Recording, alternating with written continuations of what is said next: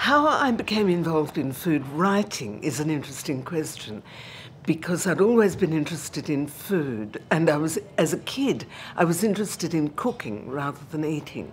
Eating came much, much later. I'd written my first restaurant review for The Age when I was on staff in 1980. And then in 1983, Claude asked me if I'd join him in editing The Age Good Food Guide. When we reviewed restaurants for the guide, Claude and I travelled all over the place. There was no place so remote we weren't prepared to drive there, which meant that my kids, who were growing up in the 80s, because they were born in the early 80s, got to see a great deal of regional Victoria, because we'd take summer holidays and Easter holidays, and I'd say, come on, there are restaurants we need to look at. And I began collecting menus when I began reviewing restaurants, because you could ask, our habit was to introduce ourselves after we'd paid the bill.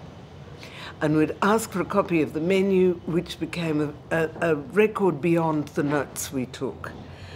And those menus just kept growing, and they became a terrific way of checking year to year how prices had changed, how menus had changed, how dishes had changed.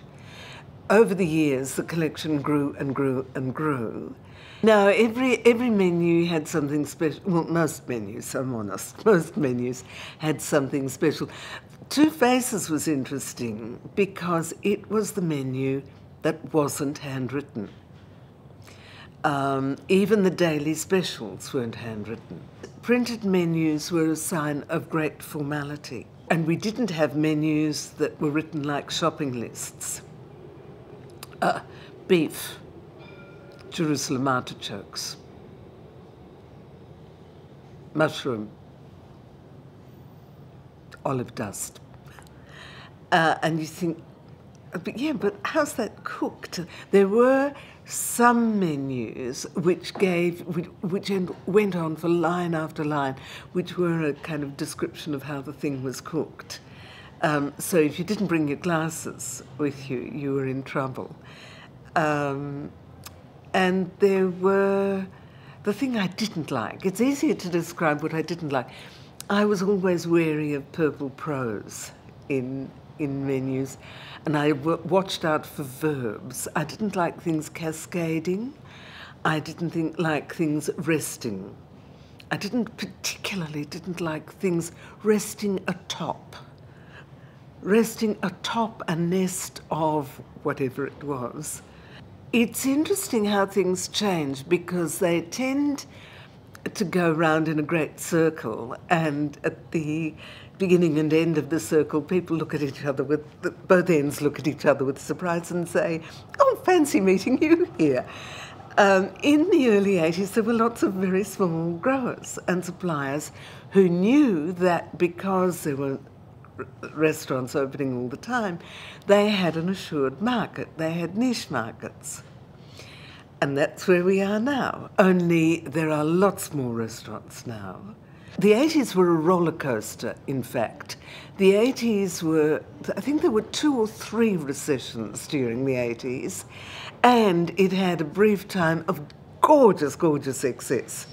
Just fabulous excess. There were chefs brought from France and from all over the place. There were wine dinners, the like of which I have never, ever seen again. So there were a few years where the motto was, if you've got it, flaunt it. In the early 80s, Chardonnay was new and exciting.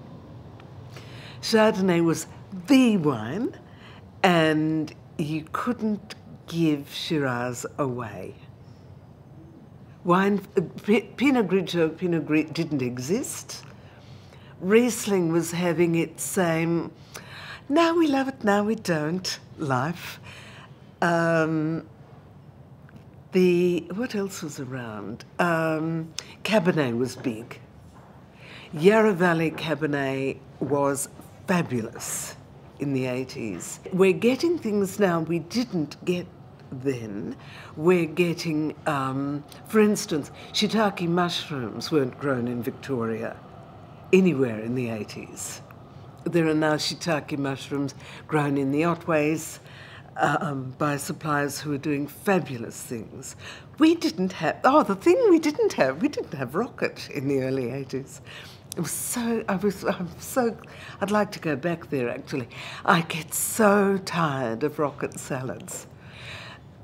The wine industry has had a major part to play in the revitalisation of food in regional Victoria.